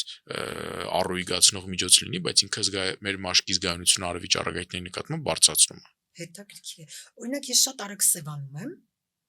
Բայց չեմ այրվում, դե շատ լավ է։ բայց ոչ մի կրեմ, ոչինչ չեմ օգտագործում եւ հետաքրքիր է, իսկապես վտանգավոր է արևի տակ մնալ եւ չօգտագործել արևապաշտպան կրեմներ։ Թե դա ուղղակի Չէ, իրական գովազդի չգիտեմ երբ կհեռարձակվի, բայց այս մեկ շաբաթից, ուրեմն տեսեք, դեպքում sense ասեմ, հեռարձակման օրվանից 2 շաբաթ առաջ 2 օր իրար հետևից մեր հիվանդանոցում երևի 6 հատ մելանոմայի դեպք են ախտորոշել։ Հիմա տեսեք, ամբողջ 15 տարվա ստատիստիկա ասեմ, ամբողջ 1 տարվա ընթացքում Հայաստանում 40 քանի դեպքեր եղել։ Ամբողջ տարվա 365 օրվա ընթացքում։ Հիմա մենակ մեր կենտրոնում 2 օրվա մեջ մենք 6 դեպք ենք ունեցել։ Ինչով բացատրեմ։ Երևի թե նրանով, որ մենք արևի տակ ավելի շատ ենք լինում եւ ցավոք սրտի արևապաշտպանների օգտագործման մշակույթը մերը չի։ Այսինքն դրանք ամեն դեպքում կարևոր են եւ պետք են։ Այո։ Անկամ այն մարդիկ, ովքեր չեն այրվում արևի տակ, արևապաշտպան պետք է օգտագործեն ոչ թե արևային այրվածքներից խուսափելու, նաև դրա համար, բայց նաև խուսափելու, որպեսզի խալերը չձևափոխվեն, չդառնան ավելի վտանգավոր եւ հետագայում արդեն կյանքին անգամ վտանգ սպառնացող իրավիճակներ չզարգանան։ Խալերի մասին։ Ես առիթ ունեցել եմ հեռացնելու խալեր, դրանցից մեկը ձեր իսկ ցուցումով, որովհետև այն ձևափոխվել էր, գույնը փոխվել էր, ցավում էր եւ վտանգ կար, որ կարող է չանունակ գոյացնել, այո։ 3 խալ եմ դեմքիս շրջանում հեռացրել, 3 էլ բժիշկ տարբեր բժիշկների ցուցումով, ինչպես նշեցի, մեկը ձեր, եւ թեև ես առաջին շրջանում դեմքս չէի ճանաչում եւ մի քիչ Հայ հիշում եմ։ Մոտս դեպրեսիվ վիճակ էր այդ պատճառով, բայց երևի դա ճիշտ որոշում էր այն առումով, որ պաշտպանեց ինձ հետագա ավելի բարդ խնդիրներից եւ հիշում եմ առաջին խալը, որ պետք է հեռացնեի, Լևոն Գալստյանի ցուցումով էր վիրաբույժ, նա ինձ հոդվածներ էր տալիս, որ ես կարդամ եւ համոզվեմ, որ վտանգավոր խալերը պետք է հեռացնել, որովհետեւ դրանք կարող են կյանքի համար ավելի վտանգավոր հետևանքներ ունենալ։ Ես վստահ եմ եւ շատ մարդկանց եմ ճանաչում, որոնք իրենք էլ ունենալով վտանգավոր խալեր երկար ժամանակ խուսափում էին հեռացնել եւ կարեւոր է երևի այս մասին խոսել հենց այն մարդկանց համար, ովքեր ունեն շատ խալեր եւ վտանգավոր խալեր եւ պետք է հոգ տանեն իրենց առողջության մասին։ Շատ կարևոր թեմա եք բարձրացրել։ Եկեք էլի այստեղ էլի հակառակ կողմից սկսեմ։ Կա տենց մի արտահայտություն շատ պոպուլյար, անընդհատ մենք դա ամեն օր ես դա լսում եմ, որ այ ես մի հատ մարդ գիտեի, ում խալը հեռացրեցին ու ինքը մահացավ։ Ու դե պատկերացրա, եթե տենց մտքով ես դու գալի բժիշկի մոտ, բժիշկը ինչքան ջանք ու եռանդ պետք է, ինչքան հոդված պետք է ցույց տա, դե իմ առաջին փորձը հենց դրանով էր, որ դու կարողանաս այդ քո իմացած քո ուղեղի մեջ դա իրականությունն է, դու գիտեիր Պողոսին, այո, ու մոտ գնաց խալը հեռացրեց, 6 ամիս հետո մահացավ ու իրան ասին մաշկի ուռուցքից էր։ Հիմա ես ուզում եմ այդ դեպքը սկզբից մի հատ մենք սենց բացատրենք, էլի, որ հասկանանք։ Ինչի հիպոթետիկ Պողոսը մահացավ այդ խալից, որովհետև ինքը շատ ուժ դիմեց բժիշկի, չհետազոտեց իր խալը ժամանակին եւ երբ որ գնացել էր խալի հեռացման, մենք արդեն ունեինք ուռուցք, որտեղ կային այլ օրգանների ախտահարումներ, այլ խնդիրներ եւ ստեղ պրակտիկորեն անհնար էր Պողոսին փրկել։ Այդ չգիտեմ ինչքանով իմաստունի կատականել, բայց մի եղեք Պողոսի պես։ Հիմա խալերի հետազոտման հնարավորություններ չէ, ասեմ ավելին, երբ որ ձեր խալն էինք հեռացնում, այն ժամանակ մենք ընդհանրապես մի մասնագետ ունեինք, ով դերմատոսկոպիկ հետազոտություններ անում։ Այսինքն, ով կարող էր խալը ստուգել մինչև խալին կպնելը եւ ասեր, գիտես ինչ, Պողոս ջան, քո մոտ խալը բացարձակ անվտանգ է ու ինքը երբեք չի դառնալու վտանգավոր խալ։ Ինչ ուզում ես արա։ Երկրորդ տարբերակը, գիտես ինչ, Այս պահին անվտանգ է, բայց այս խալին ուշադիր եղի, արևի տակ մի եղի, աշխատի չվնասես, եթե այս օձիքի հատվածում է ինչ-որ վզնոցներ բան, մի քիչ այդ ամեն ինչը հաշվի առ նոր օգտագործի։ Կամ պոժջան, գիտես, այս խալը այս պահին անվտանգ է, բայց ինքը այտենց 5 պակասա վտանգից։ Արի հիմա կտրենք գցենք իրան։ Արի չմտածենք էլի նրա մասին, թե ինչ անես, չանես, հետո կանես դրա մասին։ Արի հիմա մենք այս ռումբ կա, չէ՞, ժամացույցով աշխատող։ Արի այդ ժամացույցը կանգնացնենք հիմա, չթողնենք, որ ինքը պայթի, հետո ասենք, վայ, էս ինչ եղավ։ Եվ 4-րդ տարբերակը, որ Պողոս ջան, գիտես, ինչտեղ արդեն ուռուցք կա, արի հասկանանք, մենք ուշացրել ենք, թե ժամանակին ենք արել, որովհետև ստեղ էլ կա։ Այսինքն, տեսեք, քանի փուլ ես անցնում, միջև հասնում ես նրան, որ վсё բան չկա անելու, հա, այդ անեկդոտ, այդ նախադասությունը դառնում է արդեն իմաստային, խալը հեռացեցին, մահացավ։ Այսքան փուլերը եթե բաց ես թողնում, այո, դու կանգնում ես այդ խնդրի առաջ, բայց եթե դու ունես խալ, որը ցավում է, քորագալի, մռմռում է, արտադրություն կա, մեծացել է, ձևափոխվել է, գույնն է փոխվել, չգիտեմ, ինչ-որ մի բան եղել է այդ խալի հետ։ Անցավ, անվտանգ, հղիներին կարելի է, երեխաներին կարելի է, մեծահասակներին կարելի է, ոչ մի ճառագայթում չկա, ոչ մի բան չկա, ամառ բացարձակ։ 5 րոպե։ 5 րոպե։ Մի հատ բան էլ ասեմ, կարող է մի քիչ հակագովազդ եմ անում, բայց տարվա մեջ առնվազն մեկ անգամ մենք անում ենք բաց դռների օր, երբ որ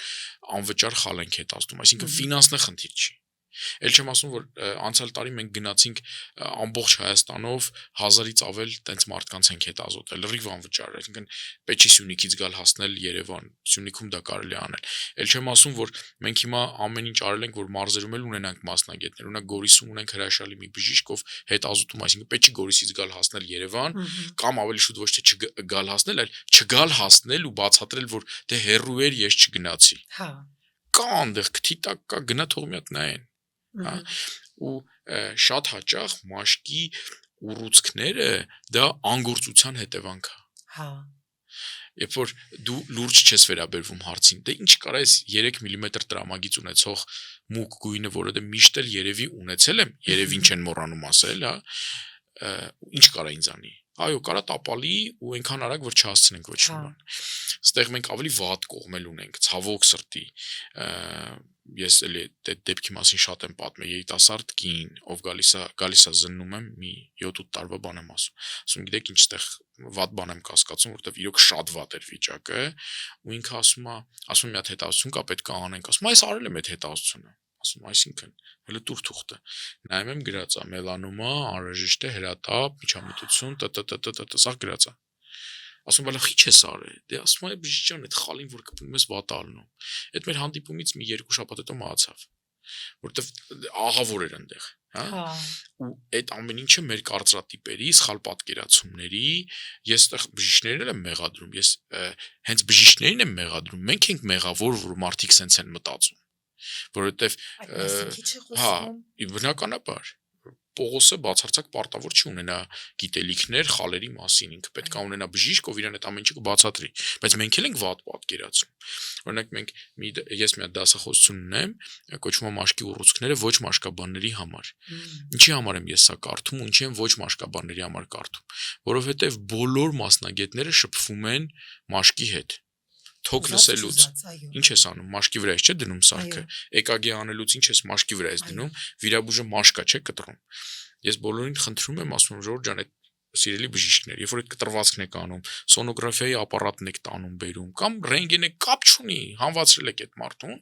նու մի քիչ ակնաբուժը երևի այդ հարցում մի քիչ վատ վիճակում է, բայց մնացած բոլորը մաշկը ուղիղ մաշկը զննում են։ Ամենից մի հատ նայեք այդ կողքի խալը կարող փոխվել է, մի հատ հարցրեք։ Կարող մեջքի վրա է թոք լսելուց ինքը չի տեսե երբեք այդ խալը։ Մի հատ հարցրեք, կարող փոխվել է, կարող ինչ որ ցավում է։ Մի հատ այն փայտիկով մի հատ sense կպնեմ, կարող է ինչ որ տհաճ զգացողություն կա։ Մի հատ լավ ոչ մի բան չկա։ Մեջքի շրջանում խալա, երբեք դու չես տեսնի ինչ այնտեղ կատարվում։ Արի մի հատ ասեմ թող մաշկաբանը նայի, էլի։ Մենք մեր կողմից մաշկաբաները իրենց կողմից ամեն ինչ անում են, որ այդ հետազոտությունը դառնա ավելի պոպուլյար եւ ավելի շատ մաշկաբաններ ունենան, ավելի հասանելի լինի, բայց ասեմ ձեզ, օրինակ շատ երկրներում այդ հետազոտությունը անում են ընտանեկան բժիշկները։ Հա, ցած թոքեր լսում, եկե մի հատ խալ տեսավ, գրպանից սարքը անեց, դրեց, նայեց, դրեց, ասի ոչ մի բան չկա, գնա։ Հա, այսինքն դրան կհասնենք, բայց դրան շատ ժամանակ է պետք։ Դրա հետ մեկտեղ պետք է ասեմ, պետք է ուրախությամբ ասեմ, որ իրականում խալեր հետազոտողների քանակը շատացել է։ Ես էլի մի հատ թվային տվյալ բերեմ, մենք մի 5 տարի առաջվա եւ անցյալ տարվա եթե համեմատություն անենք, մոտ երրակի անգամ ավելացել է դերմատոսկոպիաների քանակը, որ մենք անում ենք։ Այսինքն եթե ժամանակ մոտ մի 1000 հոգի էինք հետազոտում, հիմա մի 7-8000 ենք ասե, հա, չէ՞ դա ավել երևի։ Միասկով բավականին մեծ տարբերություն կա, մարդիկ ավելի ուշադիր են, ավելի հետաքրքրված են, բայց ցավոք սրտի էլի ունեն մենք դեպքեր, երբ որ գալիս են աշտարակից մի հատ պապիկ երեկե, գնացել ենք անվճար հետազոտության։ Պապի ջան ինչ ա եղել, մեջքից, չէ, քթիս վրա վերք ա եղել։ Նայեցինք, էլի ուռուցքեր, բայց շատ վտանգավոր չէր։ Կարելի է բուժել, առանց ոչ մի խնդրի, պայմանավորեցինք պապիկի հետ, ինչ որ հարազատներին ասցինք, ոնց է ինչը, մանավանդ հիմա էլ պետական պատվեր գոյություն ունի, անվճար է այդ ամեն ինչը, հա, իսկով ամեն ինչ իդեալական պայման, պապիկին պետք էր մենակ վեկանալ, գալ, աշտարակից էլ մեր հիվանդանոց կպած է։ Ասինք պապի ջան էլ ոչ մի բան քեզ չի անհանգստացում, ասես բալես մեջքից վրա էլ մի բան կա, կնայեք, ասինք նայենք։ Ուրեմն այն մեծ ձմերուկներ են լինում։ Այ մեջքի վրա այդպես մեծ ձմերուկ էր աճը։ Հա։ Ու իրան դա չէր անհանգստացնում։ Ինքը տենց ապրում էր իր համար ձմերուկ էր։ Ուռուցք էր, խալեր, որը դարել էր ուռուցք։ Հա։ Ու երբ որ տես դեպքեր ես տեսնում, ապշում ես էլի ոնց կարա տենց լինի։ Ցավոք սրտի տես դեպքեր տեսնում ենք, օրինակ բժիշկների շրջանում մարդիկ ուշ են դիմում։ Ցավոք սրտի մենք բժիշկներս ենք պատճառ լինում, որպեսզի այդ խալերը դառնան վատ, օրինակ երբեք խալերը, գույն պարունակող գոյացությունները չի կարելի հեռացնել լազերով։ Կարող է ինչ որ X ժամանակ հետո տեխնոլոգիաները այնքան զարգանան, որ դա փոխվի։ Ես 2026 թվականի օգոստոսի 8 գումարած 7 15-ի համար եմ ասում։ Չկա, հələ տենց տեխնոլոգիա չկա։ Եթե կա գույն, մի հեռացրեք դա հեղուկ ազոտով, մի հեռացրեք դա լազերով։ Այո, կարող է դա կոսմետիկ շատ հարմար, շատ գեղեցիկ է, բայց տեղ կարա լինի խնդիր, պետք է վիրահատություն, պետք է հեռացնել, պետք է հետազոտել եւ հետազոտության արդյունքում ասել հարգելի Պողոսկու մոտ ոչ մի բան չկա, մեր բախտները բերեց, մենք պլստացինք, всё, գնա դու հանգիստ քո համար ապրի մի մտածի, հա։ Ես հիշում եմ, որ զարմացած եմ, երբ տեսա առաջին անգամ հեռացնելուց հետո, որ խալի արմատը ավելի մեծ է, քան ինքը խալը։ Այո, իհարկե։ Ես զարմանքից աչքերս կլորացել էին, երևի 4 անգամ ավելի մեծ էր, այդպես է տպավորվել ինձ մոտ, գուցե սխալ է։ Այն հատվածը, որտեղից որ խալը ձևավորվում է, կարող է մի քանի անգամ ավելի մեծ լինել, քան այն ինչ որ մենք արտաքինից տեսնում ենք։ Նու ոնց որ այսբերգ հայերեն ոնց է։ Սառցաբեկոր երևի։ Հա։ Այ ոնց որ այսբերգը, այն վերևի մասը ավելի փոքր է, քան տակը ջրի մեջ խորտակված, չէ՞։ Ու այնքան ռիսկային է գնալ այդ խալի առանց հետազոտման ձեռ տալու։ Ունենք տենց մասնագետներ, ցավոք սրտի, այդ մի կողմ դնենք, մի քիչ պոպուլյար թեմա է, հիմա դրա մասին համացանցում շատ են խոսում, բայց պետք է հետազոտել։ Խալերից պետք չի վախենալ, առհասարակ ոչ մի առողջական խնդրից վախենալ չի կարելի։ Պետք է ժամանակին պետք է դիմել մասնագետի։ Միշտ հիշեք, որ ձեր ամենահարազատ հարևանը, որը հրաշալի ծառերի մասնագետ է, օրինակ, չգիտեմ, կամ հրաշալի ֆիզիկոս է, ուսուցիչ եւ այլ մասնագետ, բայց ինքը շատ ավելի քիչ գիտի, քան ամենավատ բժիշկը։ Դրա համար ավելի լավ է գնանք մի հատ բժիշկի հետ մի հատ խորաթ անենք, դրանք ինչա կատարվում։ Այդ այնքան վատ սովորություն է, դա մեր ազգային առանձնահատկություններից է, ինձ թվում է, երևի այլ երկրներում էլ կա, ես այդքան չեմ հետազոտել, չեմ կարող ասել։ Որոշ ազգերի մոտ, հա։ Երևի կլինեն, հա, փոքր ազգերի մոտ կլինեն։ Հա, բայց ես միշտ ասում եմ, որ մենք բժիշկներս էլ ենք մեղավոր։ Մենք ենք մեղավոր, որ մեզ քիչ են վստահում, որ հարևանին, դեղատան աշխատողին, սուպերմարկետի վաճառողին ավելի շատ են վստահում, քան բժիշկին։ Բայց եկեք բժշկական առողջական հարցերը թողենք բժիշկներին։ Օրինակ բլոգերները թող գովազ չանեն դեղամիջոցներ, այդ իրանցը չի։ Թող գովազ դանեն լողավազաններ, սպորտ դահլիճներ, համեղ ուտելիքներ, հյութեր եւ այլն։ Այդ օքեյ է, շատ լավ է, թող Դիլիջանը գովազդեն, որ մարդիկ գնան Դիլիջան հանգստանալու, բայց դեղ չէ էլի։ Բժշկությունը այն դաշտը չի, որը կարող է վերածվել է բիզնեսի վատ իմաստով, բիզնեսը լավ բան է իրականում, վատ իմաստով, վերածվել է առևտրի, միգուցե առողջությունը, շատ վատ բան եմ ասում, բայց կա այդ երևույթը։ Բայց դրա կողքին կան բժիշկներ, ընդ որում բժիշկների շատ մեծ խումբ, քանակ, ինչ ասեմ, չգիտեմ, մեծ զանգված, որոնց համար բժշկությունը նախ եւ առաջ դիմացինի առողջությունն է, այդ բառի ամենալայն իմաստով, եւ հոգեկան, եւ ֆիզիկական, եւ բոլոր առումներով, որ գնում ես այդ բժշկի մոտ, այդ ընդեղից դուրս ես գալի, լավ տրամադրությամբ, հա, առողջ, արդեն տրամադրված դեպի լավ բան, հա, ես այսօր հիվանդ եմ ունեցել, խոսել եմ, որ բացատրել եմ, որ գիտեք ինչ, այն խնդիրը, որ ձեր մոտ կա, ու շատ վատ է, որ կա։ Շատ վատ է ձեր իրավիճակում շատ բան չենք կարող անել, բայց ես նենց բացատրեցի այդ ամեն ինչը, ես ավելի քան համոզված եմ, որ իմ մոտից 10% ավելի լավ տրամադրությամբ գնաց, իսկ այդ շատ ավելի կարևոր է, քան ուրիշ լիքը հարցեր։ Դրա համար լավ բժիշկներ շատ կան, շատ ավելի շատ են, քան վատերը, դրա համար եկեք այդ վատերով մի դատեք մնացածի մասին, եկեք դիմեք բժիշկներին, խորհրդակցեք, քննարկեք, խոսացեք, բժիշկները հասանելի են, մենք Անգլիայում չենք ապրում, որ մաշկաբանին հասնելու համար ամիսներ է։ Հիմա կարող ես հենց այս պահին կարաս մաշկաբան գտնես ու թեկուզ on-line խորհրդատվություն անցնես։ Հա, այսինքն բժիշկները ամեն ինչ, լավ բժիշկները ամեն ինչ արել են, որ մարդիկ ավելի առողջ լինեն, մնաց մարդիկ մի քիչ ուզենան ավելի առողջ լինեն։ Այո, կոչ անենք, որ մարդիկ առողջ լինեն։ Անցնենք պեպեններին։ Դավայ։ Խալերի նման են, բայց ուրիշ բան են։ Ինչ են պեպենները։ Պեպենը դա մելանինի կուտակում է, պայմանավորված արևի ազդեցությամբ, միայն արևի ազդեցությամբ, մի փոքր ժառանգական նախատրամադրվածությամբ, այսինքն կան մարդիկ, որոնք արևի տակ 10 րոպե մնալուց հետո միանգամից ձևավորում են պեպեններ, կան մարդիկ, որոնք պետք է ժամերով մնան, որ այդ պեպենները ձևավորվի։ Կան մարդիկ, որոնք չեն ունենում ընդհանրապես։ Որոշակի տեղակայումներ կան պեպենների, որոնք խոսում են հիվանդությունների մասին։ Օրինակ թևատակերում պեպենների առկայությունը, տեսեք տեղ, որտեղ պրակտիկորեն արև չի լինում, պեպենների առկայությունը խոսում է որոշ մաշկային հիվանդությունների մասին։ Պետք չի խառնվել, վախենալ, մի կատաստրոֆիկ բան չկա, բայց մաշկաբանի հետ խորհրդակցեք։ Այլ հատվածներում արևի բաց տեղամասերում գունային այդ պիգմենտների, իրենց գունային պիգմենտ նույն բանն է, պիգմենտների ձևավորումը, որը մենք պեպեն ենք անվանում, բացարձակ անվտանգ, զուտ կոսմետիկ երևույթ է։ Ընդ որում ոչ միշտ բացասական։ Մի հատ պատմություն պատմեմ, էլի։ Ուրեմն մի օր մի կին է գալիս պեպեններով, բժիշկան բուժում նշանակի 10 եւ ավել տարիների պատմություն են պատմում։ Ասում գիտեք ինչ կնշանակեմ, բայց վստահեցնում եմ ձեզ, որ արդյունավետ որակյալ միջոց չկա էլի, եկեք դուք տենց մի քիչ լավ տրամադրվեք ձեր պեպենների նկատմամբ, հա, սպասեք, հեսա արևը կանցնի, իրանք էլ կանցնեն, բա չէ, ինձ խանգարում է բան, ասում լավ, նշանակում եմ, բայց ուզում հենց սկզբից իմանալ, եթե չօգնեց, ես ձեզ զգուշացրել էի, չգաք հետո հետս կռիվ անեք, խնդիր չկա, բան ասենց, թարսի պես օգնում է։ Վայ, անցնում է զանգում է մի ինչ որ ժամանակ հետո այդ կինը բժիշկան սաղ անցել է, բան շատ լավ, դե ասում եմ շատ ուրախ եմ ձեր համար, դե ինչ ասես։ Անցնում է մի ինչ որ ժամանակ, մի քանի օր, այդ տղամարդ է գալի, բա բժիշկը դու ես, բա հա։ Ու տենց ագրեսիվ էլի, տենց բան։ Բա քեզով ա թողե, ասում ինչ էլ մեծ ասա ինչ եմ արել, հետո իրար հետ քննարկենք տենանք։ իր կինն է եղել։ Ապրես, ամուսիններ, ում այդ պեպենները շատ դուր էր գալի։ Ու տենց եկել էր հետս կռիվանի, թեխի եմ ես իր կնոջ պեպենները անցկացրել։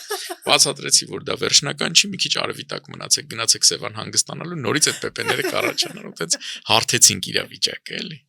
Բայց մարդիկա շատ է սազում։ Միանշանակ։ Մաշկի գույնը կապ ունի պեպենների հետ։ Ավելի մուկ մաշկի վրա պեպենները ավելի վատ կերևան, որովհետև մենք չի հասցնի այդքան արտադրել։ Սևամորթի մոտ պեպեն հասկացությունը դա շատ ցենց հարաբերական է ու կարող է չնկատեսել, բայց իրանք էլ ունեն։ Հա, այսինքն օրինակ ես կարող եմ ունենալ, բայց չնկատել, որովհետև մաշկի գույնի հետ, այո, այդպես համադրվի։ Արևայրուքը քննարկեցինք այնուամենայնիվ, բայց արդյոք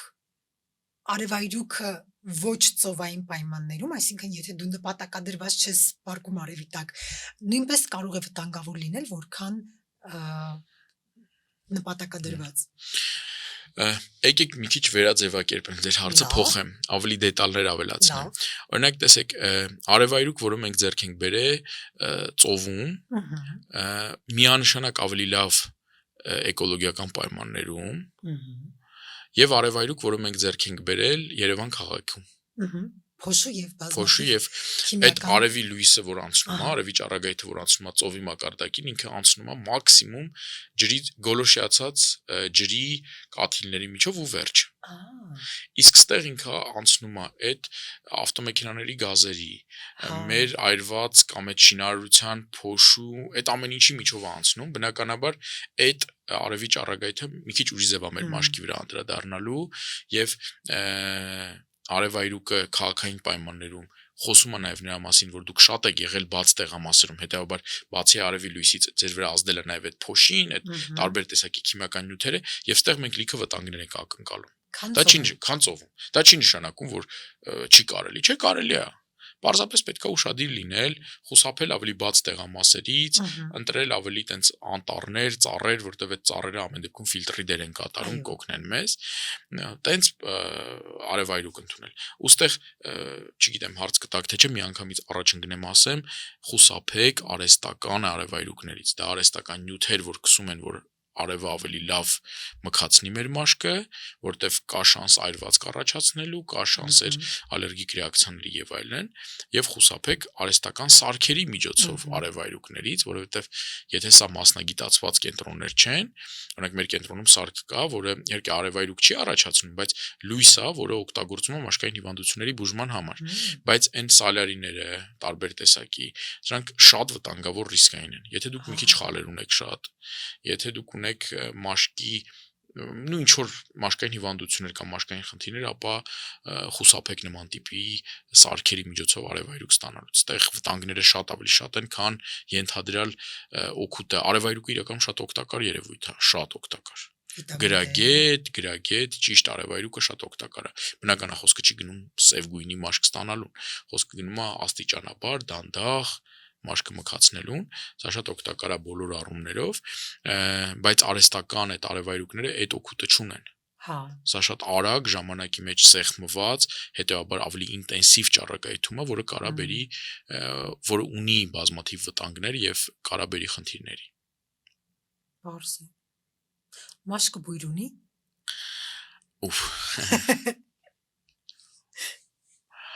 Տեսեք, քրտնագեղձերի սեկրետը արտադրուկը որոշակի եթերներ պարունակում է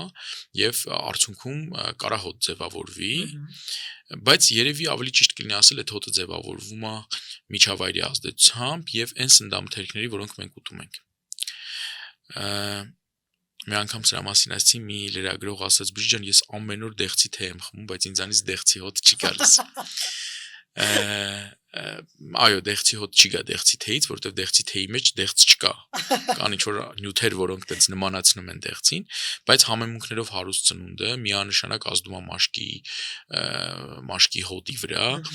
օրինակ այն երկրները, որտեղ սուր սննդամթերք ավելի պոպուլար է, օրինակ Մեքսիկայում շատ սպეციფიկ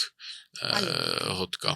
Ես չեմ եղել, մոտ տեսական գիտելիքներ են դրա մասին, բայց նույն արևելքում Չինաստանում էլի տարբեր սննդամթերքների այդ համեմունքների կիրառման արդյունքում հոտը բավականին յուրահատուկ է լինում։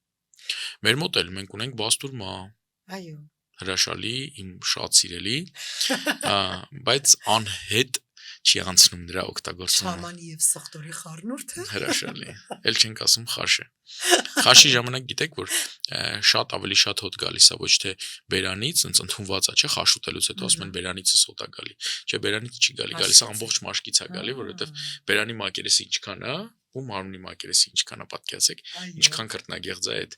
նյութերը արտազատում դեպի շրջակա միջավայր եւ բոլորին հուշում, որ դու այսօր հրաշալի առավոտ ես ունեցել։ Հասկացա։ Մենք մազերի մասին էլ խոսեցինք, բայց այդ պահին հարցը բաց թողեցի, հիմա ուզում եմ լրացնել, ինչու է պայմանավորված, որ մի մարդու մոտ մազերն ուղիղ են, մեկի մոտ գանգուր են, մեկի մոտ ալիքաձև են։ Այ Բարդ հարցեր եք տալիս։ Մանկությունից հետաքրքրող հարցեր եմ կտակել։ Մեկ էլ սենց հարցեր բժշկականում քննության ժամանակ էի հանձնում, չէի կատակ։ Նախ սկսենք նրանից, որ մազը մեռած հյուսվածք է։ Ստեղ բջիջներ կան։ Կհիշեք Պանցիմպրավի գովազդը, որ սենց կապսուլան ջարդվում էր եւ մազը դառնում էր սենց գեղեցիկ։ Այդ այնց գեղեցիկ չի մեր մազը։ Այն սկիզբը գնանք, ինքը սենց թիթեղիկներ է իրար վրա սենց դրած։ Մի գուցե կարելի է նմանացնել, ուրեմն վայ ոնց են ասում հայերեն շիշկաները Հա, կոնի մեջ ոնց է ինքը sense երբ որ կոնը նոր է փակված է sense ձիգ կպած չէ այ առողջ մաշկա այտենց ձիգ կպած թիթեղիկներ են իսկ երբ որ կոնը բացվում է դա էլ մի քիչ արդեն վնասված մաշկն է օրինակ ներկած մաշկ օրինակ հաճախ ֆենած տարբեր արտաքին միջավայրի նյութերի ազդեցության տակ փոփոխված մաշկը ինքը այտենց արդեն մի քիչ sense ոչ այնքան գեղեցիկ հարթ կառուցվածք է ունենում հասկացա հա բայց մազերը կարող են փոխվել նաև տարբեր հիվանդությունների ժամանակ, տարբեր նյութերի ազդեցության տակ եւ այլն։ Հիմա ինչով է պայմանավորված մազերի գույնը։ Լրիվ գենետիկա է, ընդ որում շատ հետաքրքիր մի երևույթ մեր մազերի գույնը կյանքի ընթացքում կարող է փոխվել։ Այո։ Մուքից դեպի բաց եւ հակառակը բացից դեպի մուք նույնպես։ Սովորաբար երեխաների մոտ նկատում ենք, չէ՞, բայց երեխաների մոտ շատ կտրուկ է դա երևում։ Գիտեք ինչի։ Որովհետև փոքրերի ամեն մի օրը մեր կյանքում ֆիքսված է, դրա համար մենք այդ 1 ամսական երեխային ու 6 ամսական երեխային օրերով հիշում ենք, sense դրա համար շատ հստակ գիտենք ու ամեն մի դետալն ենք հիշում։ 40 տարեկանում ելով է հիշում մազերի գույնը ոնց էր, ինչ էր, հա, այտենց էտա տարբերությունը։ Մազերը անգամ կարող են հատվածներով փոխվել։ Մի հատվածում մուգ գույն լինի, մի հատվածում ավելի բաց գույն լինի։ Այտենց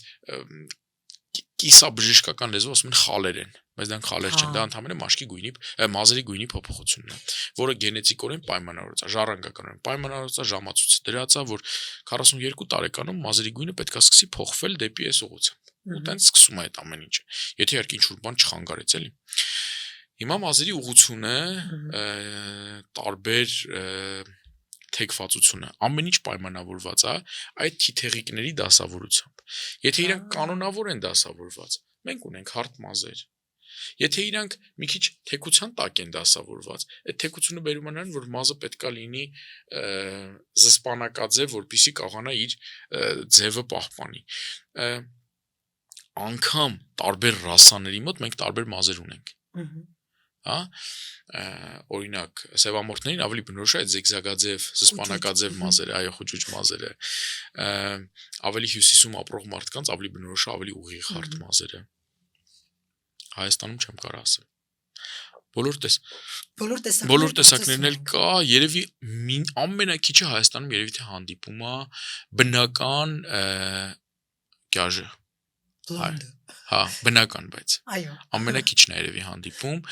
այլ երկրներում դա ավելի հաճախ։ Եթե չեմ սխալվում, ամենաշատը Դանիայում է հանդիպում, բայց չգիտեմ, ճիշտ եմ հիշում, թե չէ։ Ոնց որ տենց մի հետազոտություն կարդացել եմ։ ասում են, եթե մազերը փայլում են, ավելի առողջ են, դա այդպես է։ Եթե մազը արդեն մեռած գիտեք ոնց, եկեք հակառակն ասենք, ոչ թե որ փայլում են ավելի առողջ են, այլ երբ որ ավելի խամրած sense անառողջ տեսք ունի, ավելի քիչ առողջ են։ Սենց ասեմ, երևի որտեվ փայլում է ճարպի պատճառով։ Եթե մազերը ճարպոտ են, իրանք միշտ փայլում են։ Ընդ որում էս էլ է շատ կարևոր մի մաս, շատ կարևոր մի բան։ Ճարպը թիթեղիկները սենց ճարպը ինչ է անում։ Սոսնձում է, դասավորում է, հա։ Այսինքն ճարպոտ մազերը իրանք մի քիչ ավելի առողջ տեսք ունենան։ Չնայած ճարպոտ մազերը կպնում են իրար, միգուցե այդ ծավալը, որը որ ուզում եք ունենաք, չի լինում, դրա համար մենք աշխատում ենք այդ ճարպից ազատվել։ Բայց ճարպոտ մազը առանձին իրանով դա ավելի փայլուն, ավելի գեղեցիկ մազերն են։ Հասկացա։ Եվ վերջին հարցը շատ դրամատիկ է եւ այդ սարսափ ֆիլմերի մաս է կազմում, սակայն հիմնված իրական պատմության վրա։ Բոլորս կարդացել ենք Մթնաձորը եւ ինձ հետաքրքիր է եղել միշտ այն օրից, երբ կարդացել եմ այդ պատմվածքը, արդյոք ինչպես է ստացվել, որ արջը մարդու մաշկը գլխից պոկել է եւ մարդը կարողացել է այդպես ապրել, միթե դա հնարավոր էր։ Հիշենք, որ դա իրական պատմություն է։ Այս սարսափից են կողմ չգնացինք։ Տեսականորեն հնարավոր է։ Հնարավոր է, որովհետեւ նախ եկեք ասենք, որ ամբողջ մաշկը չէր, մաշկի մի ինչ-որ շերտներ, որտեվ իրականում, չէ, ոչ թե դեմքի մասն եմ ասում, այլ 3 շերտ ասեցինք, չէ։ Մի ինչ-որ ավելի շատ վերնամաշկներ հանե, ոչ թե ավելի խորը շերտեր։ Հա, որովհետև եթե մենք տենց պատկերացնենք, որ ենթամաշկային ճարպաբջջանքով մենք մաշկը կտրեցինք, հանեցինք, ես ձեզ հավատացնում եմ, եթե դա վիրահատական սեղանի վրա եղավ, ստերիլ պայմաններում, օրինակ մեջքի մաշկը սա սիրուն սենց հանեցինք, հետո դա կփոխվի, տեղ սպի կձևավորվի, այդ մարդը կշարունակի ապրել։ Բնական է իրան պետքա պահենք։ Օրինակ մեր կենտրոնը նաև զբաղվում է այրվածքի խնդիրներով եւ մենք ունենում ենք դեպքեր, երբ որ ստիպված ենք լինում այրված մաշկը հեռացնել։ Հա, այնտեղ արդեն մաշկ չկա, այնտեղ ածխացած ինչ որ բան է, մենք դա հեռացնում ենք, որպեսզի թունավորում չգնա։ Այսինքն տեսականորեն դա հնարավոր է։ Ես մի քիչ դժվար եմ պատկերացնում արջի այդ ամեն ինչը, ինչ ստերիլության աստիճան է, ոնց չզարգացավ այնտեղ երկրորդային ինֆեկցիա եւ ինչքան մարդը շարունակեց ապրել, բայց դա տեսականորեն հնարավոր է։ Ես շատ լավ հիշում եմ Վասիլ անունով մի անձնավորության, ով անտառներում էր ապրում ու մեր իմ փոքր ուսանողական տարիների տենց սարսափներից մեկն էր ու արջը հարձակվել էր իր վրա ու էլի տենց դեմքի կեսը կերել էր, բայց ինքը շարունակում էր ապրել, շարունակում էր մեզ դիմավորել, իրանց տանը հյուրընկալ էր եւ այլն, շատ հետաքրքիր մարդ էր, ցավոք սրտի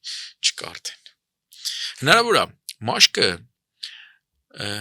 ախր շատ հետաքրքիր է, էլի։ Տեսեք, բնությունը նենց է սարքել, որ ենթադրել է, որ մաշկը լինելու է ամենաշատ տրավմայի ենթարկող օրգանը։ Այսինքն դա սիրտ չի, էլի, որ տրավման վերջ։ Մաշկա։ Չեմ ուզում, որ մաշկի կարևորությունը չեմ նվազեցնում դրանով, բայց նենց է ձևավորել մեզ, որ մաշկի մի ինչ-որ հատվածը որ չկա, այն մնացածը գործն անում են, էլի։ Հետաքրքիր։ Դրա համար, այո, եթե պատկերացնենք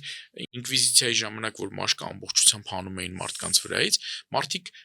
մահանում էին ոչ թե նրանից, որ մաշկը հանեցին, այլ նրանից, որ չէր հետևում։ Եթե նորից եմ ասում, եթե դա արվի բժշկական պայմաններում,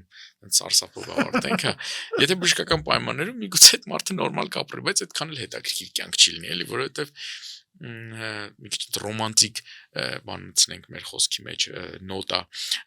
իրականում մաշկը ամենագեղեցիկ օրգանն է մաշկը այն օրգանն է որը առաջինն է տրամադրում շփվելու եւ չշփվելու մաշկը այն օրգանն է որը դու առաջինն ես գնահատում երբ որ դիմացինին տեսնում ես հա ասում մարդու գեղագիտական պատկերն է մեծ հաշվով գեղագիտական պատկերն է, բայց այդ գեղագիտական պատկերը կարելի է լրացնել տարբեր բաներով, կեղծ տպավորություն ստեղծել, բայց մաշկն է, հա, մաշկն է, դրա համար շատ հաճախ, երբ որ մարդիկ գնում են ծայրահեղ քայլերի, պլաստիկ վիրահատություններ, բան ես հասկանում եմ իրանց։ Իհարկե չափը պետք չի անցնել, բայց ես հասկանում եմ, որ եթե դա բերելու է ձեզ ավելի գեղեցիկ ընկալելուն, խնդիր չկարեք։ Դրա համար մաշկը պետք է սիրել մաշկի հետ պետք է հաշվի նստել, տենց են ասում, հա, այսինքն անպայման հասկանալ ինքը ինչ է ուզում, մաշկը խնամել է պետք, չի կարելի ամեն մի քսուկ օգտագործել, չի կարելի ամեն մի օճառով լվացվել, ամեն մի շամպուն օգտագործել, ամեն արևից պետք է պաշտպանել, դուք ձեր օրգանիզմը չեք, դուք մաշկն եք, նախ եւ առաջ մաշկն եք պաշտպանում, հա, ավելի ուշադիր եղեք մաշկի նկատմամբ եւ մաշկը շատ շնորհակալ օրգան է, ինքը միշտ մեզ վերադարձնում է, առողջ մաշկը միշտ ավելի ուրախ, ավելի ժպտերես մաշկը։ Շնորհակալ եմ, անչափ հետաքրքիր էր եւ վստահ եմ մեզ լսող մարդիկ նույնպես կփոխեն իրենց վերաբերմունքը սեփական մաշկի նկատմամբ եւ լավ մնացեք սիրելի մարդիկ, կհանդիպենք։